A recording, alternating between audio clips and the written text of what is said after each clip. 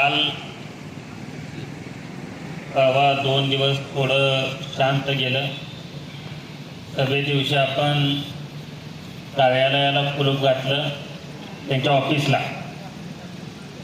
आणि त्यानंतर 2 दिवस शांत झाल्यानंतर मग काही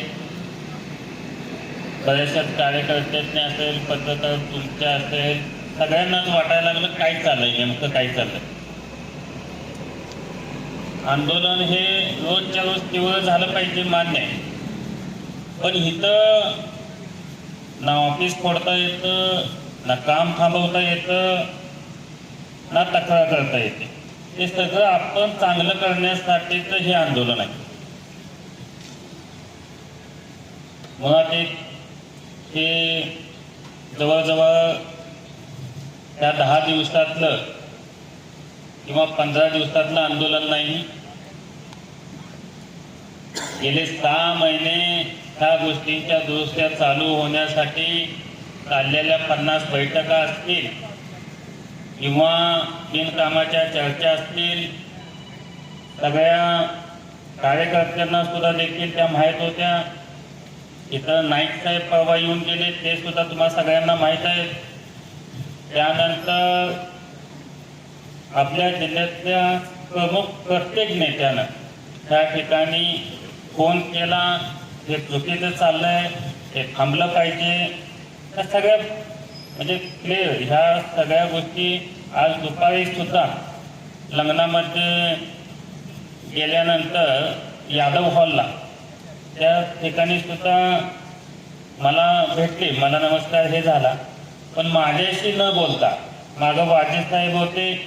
वाजे साहेबांना सांगितलं की हे थांबलं पाहिजे, तुम्ही बघा अण्णांच्या कुटुंबामध्ये, हुतात्मा संकुलामध्ये असं होणं एकदम चुकीचं आहे. हे सगळी माणसं बोलतात, आणि हेच म्हणजे हेच होऊ नये म्हणून आता काही लोकांचे प्रश्न असतात, एवढे दिवस मग थांबला का, एवढ्या दिवस थांबला का म्हणतात. नंतर त्यानंतर एवढ्या दिवस कळालं नाही काय असं विचारतात. कोण त्या फेसबुकला कमेंट टाकतं, मग एवढे दिवस का बसला. त्या सगळ्याचं उत्तर एकच होतं, हे आत्ता चर्चा चुकीच्या व्हायला लागल्यात. अण्णांच्या संकुलामध्ये, हुतात्मा संकुलामध्ये असं होणं बरोबर नाही, अण्णांच्या कुटुंबामध्ये असं होणं बरोबर नाही. हे तुम्ही आम्ही सोचलेलं आहे, पण ह्याच्यापेक्षा दादाने किती सोचला असेल, मन मारूनच राहिले असतील ना आजपर्यंत. हे बाहेर कुठं जायला नको, आपलं कुठं काही व्हायला नको, आपलं गावाला काय नको. ह्या गोष्टीचा सगळ्या बाजूनं चर्चा असतील, विचार असतील, हे आपल्यावर प्रेम करणारे लोक करतात, आम्ही करतोय. त्यांना ह्याची काडी मात्र सुद्धा फिकीर नाही. आता वस्तात जर ह्या ठिकाणी येत असले, अण्णा चेअरमनचे चिरंजीव करोडे काका काल ह्या ठिकाणी होते. महादेव अप्पा म्हणले आम्ही तिथे येणार आहे. तात्यांनी ह्या ठिकाणी आता सगळ्या गोष्टी उघड सांगितल्या. गावातली प्रत्येक जुनी लोक चिनी हुतात्मा उभा करण्यासाठी कमी जास्त प्रमाणामध्ये प्रयत्न केले. ती माणसं तर इथे येऊन बसत असतील.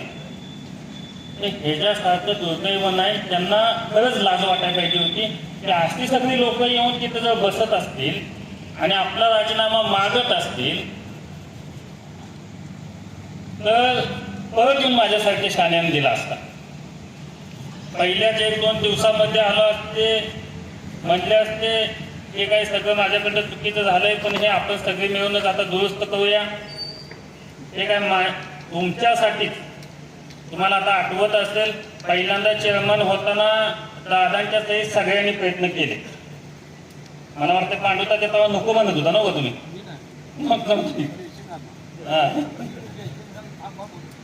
तर सगळ्यांनी ह्यांनी त्यावेळेला प्रयत्न केले, पण त्याच्यानंतरची तुम्ही इलेक्शन बघा, त्याच्यानंतरची 2 इलेक्शन मला सुद्धा आठवतंय.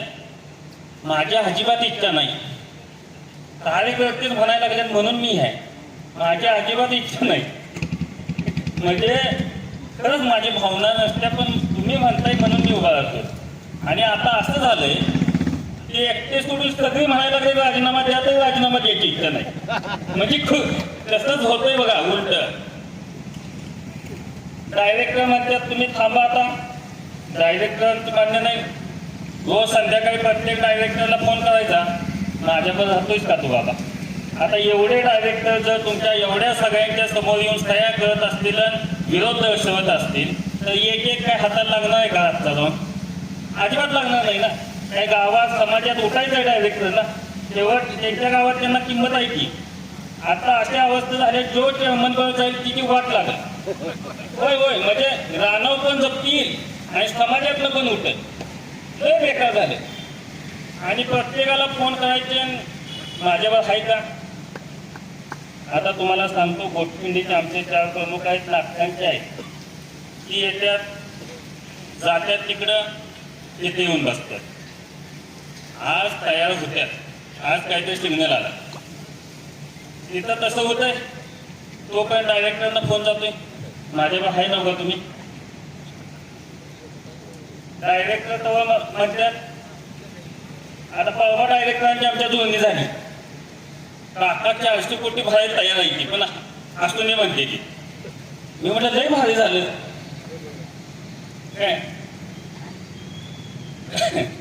नंतर परत तिने सगळ्या टीमनं बोलवायचं, मग पैसे कुठायचे, माझ्याकडे पैसेच नाही की. परत म्हणायचं बरं ठीक आहे, मग थांबूया.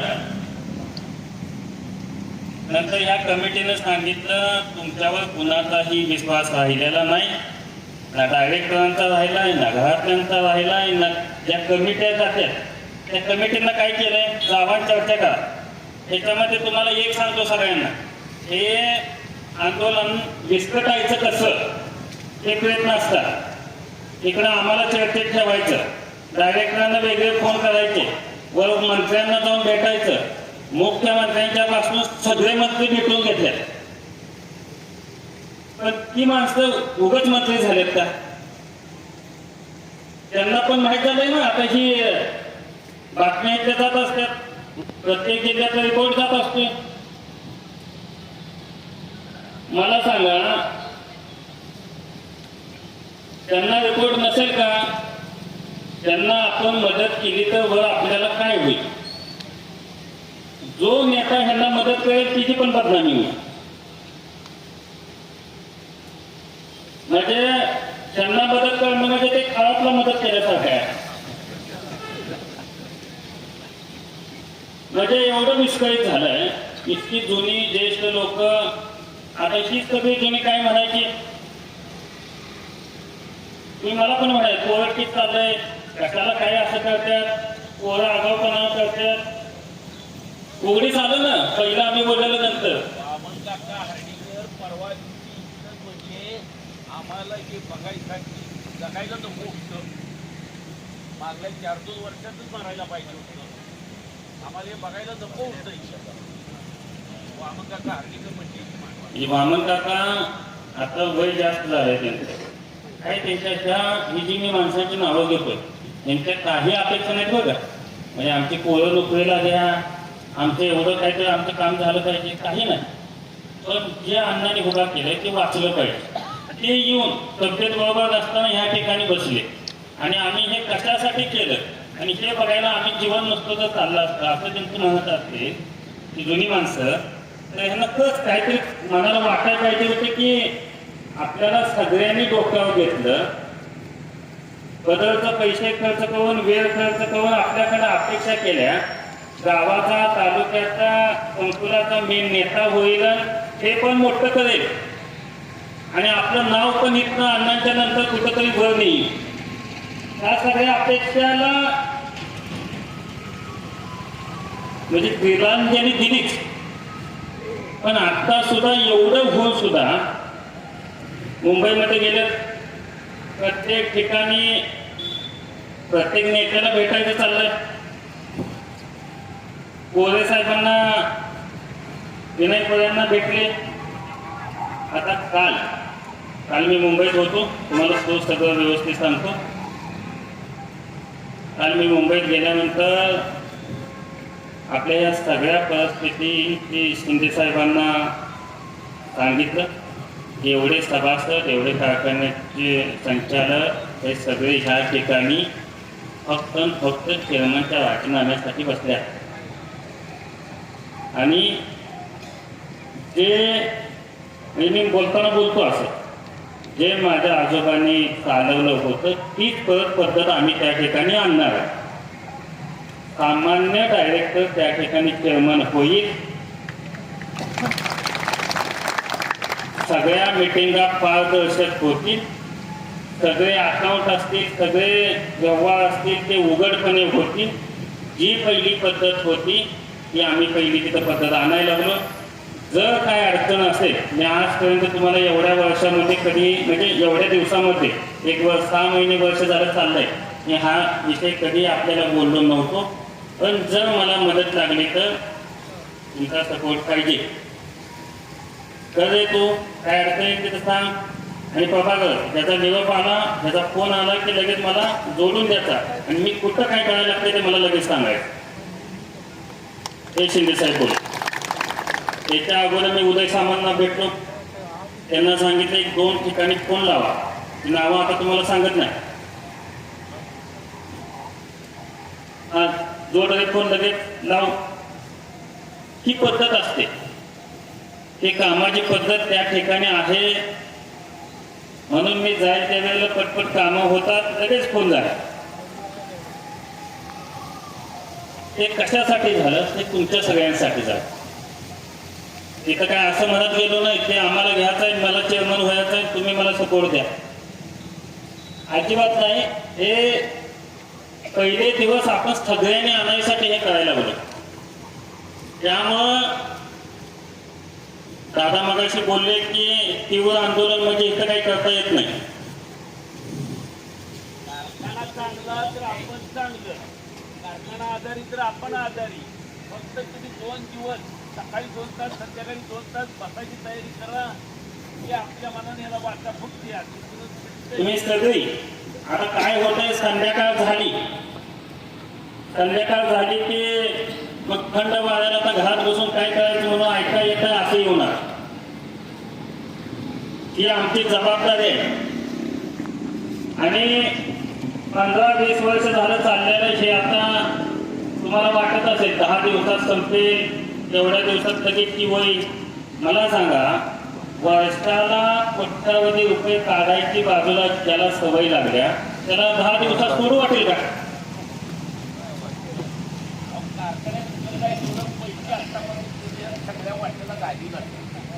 मग ते कसं सोडू वाटेल? आणि माणसाने पण अपेक्षा तुम्ही असे का लगेच करता की 10 दिवसात सुटेल? हे सगळ्यात चुकीची अपेक्षा आहे. रोजच्या रोज जास्तीत जास्त संख्येने ह्या ठिकाणी उपस्थित राहणं आणि हे आंदोलन कधीच नेणं. आता दादा बोलल्यात आपण उद्याचा दिवस त्यांना देतोय. कोळे साहेबांच्या बरोबर ह्या चर्चा चालू आहे. विनय कोळे साहेब सुद्धा उद्याच्याला ह्या ठिकाणी मला आता 1 तासाभर वेळ निरोप देतो म्हणले. आता फोन आज जाऊन लावला होता.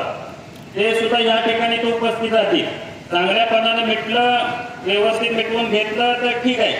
नाही तर आहे हेच मंडपवाल्याला पण सांगतो, आहे हाच मांडव नेऊन दारात घालायचा आहे. तिथं त्या ठिकाणी तुम्ही ह्याच्या डबल संख्येनं रस्त्यावर उपस्थित राहायचं आहे. काय व्हायला लागलंय?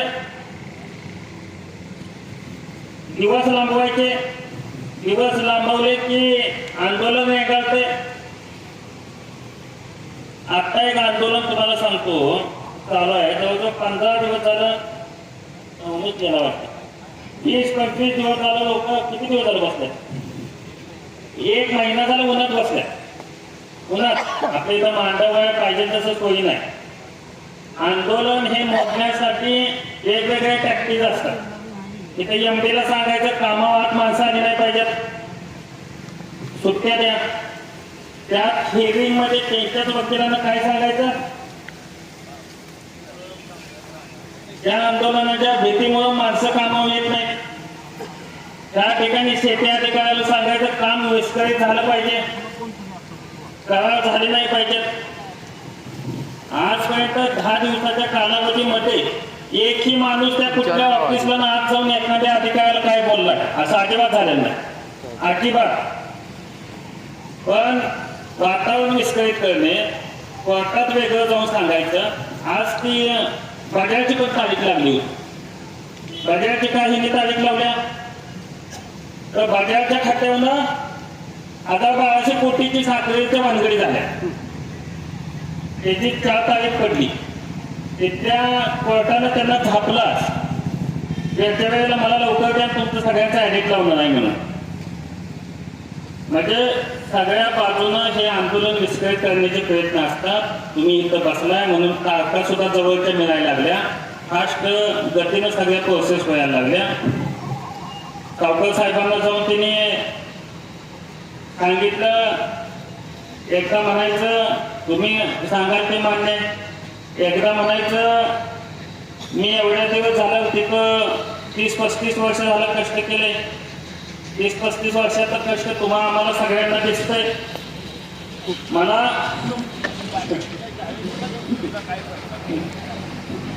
तुम्ही सरकार काय म्हणताय, 5 वर्ष आणि मी काहीतरी करतो बघतो. म्हणजे 20 वर्ष मी घाण केली, आता 5 वर्ष आणि मला जर काढायला येत आहे काय?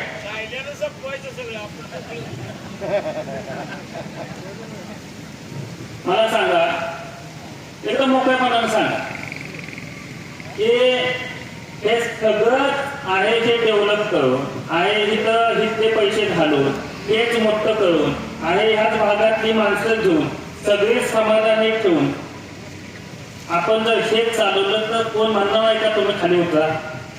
कोण म्हणाल का? किंवा आम्हाला तरी तुम्ही कोण सांगणार आहे का बाबा तुम्ही थांबा? हे सगळं चांगलं आपल्या लोकांच्यासाठी आपणच इथं व्यवस्थित करून हा इथंच जर मोठं केलं तर काय अडचण आहे?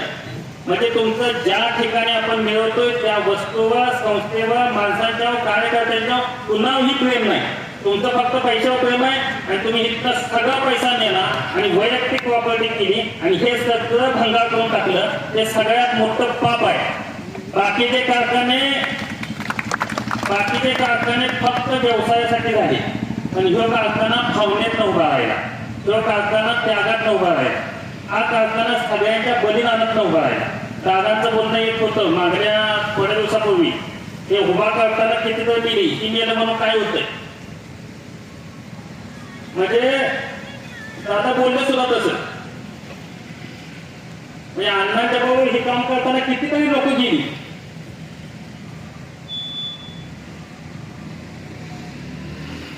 जर आता तुम्ही आम्ही हे सगळं आपलं व्यवस्थित करायचं म्हणून जर ह्यामध्ये उतरलो तर हे चांगले दिवस येतील. वेगवेगळ्या बाजूनं वेगवेगळं फिरवी बोलणं सगळं अस्थिर झालेलं आहे. सगळ्या ठिकाणी बदलायचं. प्रत्येक माणसांना फोन करताना वेगळं सांगायचं, वरच्या पुढारी नेते मंडळींना वेगळं सांगायचं, आमच्याबरोबर बोलताना वेगळं बोलायचं. ही परिस्थिती निर्माण झालेली आहे, अस्थिरता आहे. पण आपलं आंदोलन राजीनामा घेतल्याशिवाय उठायचं नाही, ही सगळ्यात मोठी गोष्ट आहे. आणि त्यासाठी कितीही दिवस बसायची तयारी असेल तरी तुम्ही सगळ्यांनी आमच्याबरोबर बसलंच पाहिजे, एवढीच तुम्हाला हात जोडून विनंती करतो. 2 दिवसात जर दादाने 1 दिवस दिलाय, त्या दिवसात नाही मिटलं तर त्या ठिकाणी आपण मांडव घालायचा आणि त्या ठिकाणी सगळ्यांनी जाऊन बसायचं एवढंच सांगतो. कारण काही लोक बोलत होती बाजाराला पण सुरू चालूया आपण, तर तो कोणतं एक म्हटला नको धंद्याच्या ठिकाणी ती नको, धंद्याच्या ठिकाणी काय अडचण नको, तो दुसरा म्हटला तो धंदा नेमका कोणाचा आहे बघा. म्हणजे माणसांची वेगवेगळी येतात प्रतिक्रिया, पण तत्वे हे आंदोलनाचे नक्की वाढवायला लागते. आतापर्यंत एकच होती, सगळ्यांचा विचार कारखाना पहिल्यासारखा झाला पाहिजे. त्यासाठी जे काही करायला लागेल ते आपण सर्वांनी मिळून करूया, एवढंच सांगतो आणि थांबतो. जय हिंद, जय भारत.